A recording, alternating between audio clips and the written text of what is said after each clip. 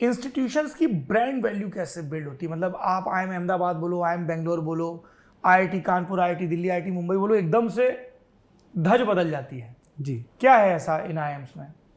मुझे लगता है दो चीज़ें इन ब्रांड्स को ब्रांड्स बनाती हैं।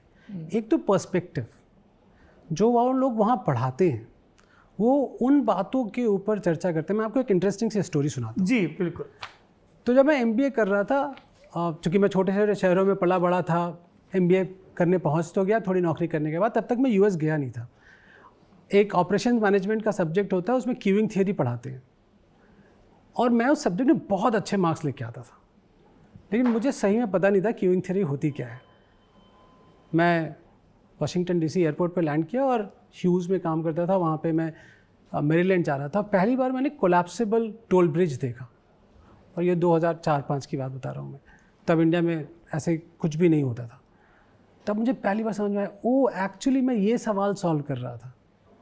हमको समझ में नहीं आया, थोड़ा विस्तार से बताइए। तो क्यूइंग थ्योरी में बेसिकली ये डिसाइड करते हैं कि कितनी गाड़ियाँ एक साथ आएंगी, तो कोलैप्सिबल टोल ब्रिजेस आगे पीछे कैसे एक साथ बड़ी की जा सकती है। सुबह जिस तरफ ट्रैफिक जा रही है उधर ज़्यादा टोल ब्रिजेस चाहिए, शाम को जिधर जा रही हैं। तो अब इसकी पढ़ाई में जब हम पढ़ाई करते थे तो ये सवाल सॉल्व करते थे, बट एक्चुअली प्रैक्टिकली कभी देखा ही नहीं था, तो पता ही नहीं था कि ऐसा कुछ होता है। तो मेरे ख्याल से जो वो पर्सपेक्टिव टीचर्स लेके आते हैं, प्रोफेसर्स जो पर्सपेक्टिव लेके आते हैं, उसकी तुलना आप किसी भी और इंस्टीट्यूशन से नहीं कर सकते।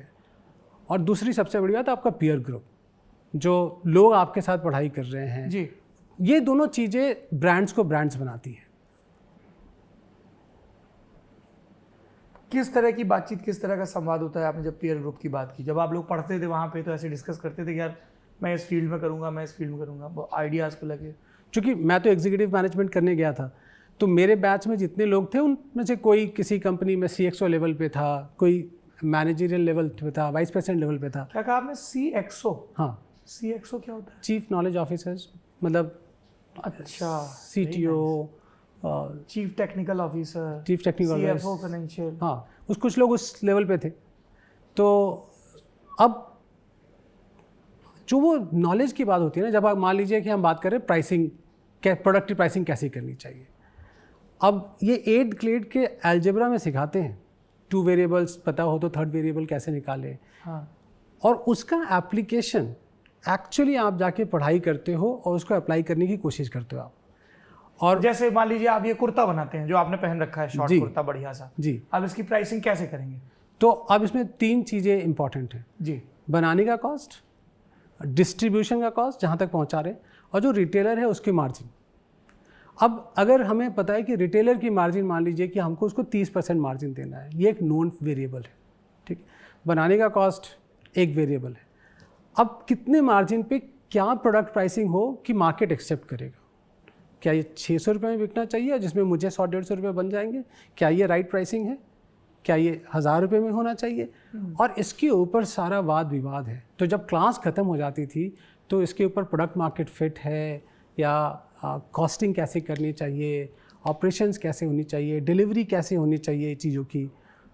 और वो पर्सपेक्टिव आता है एग्जीक्यूटिव मैनेजमेंट में, जो लोग साथ में रहते हैं।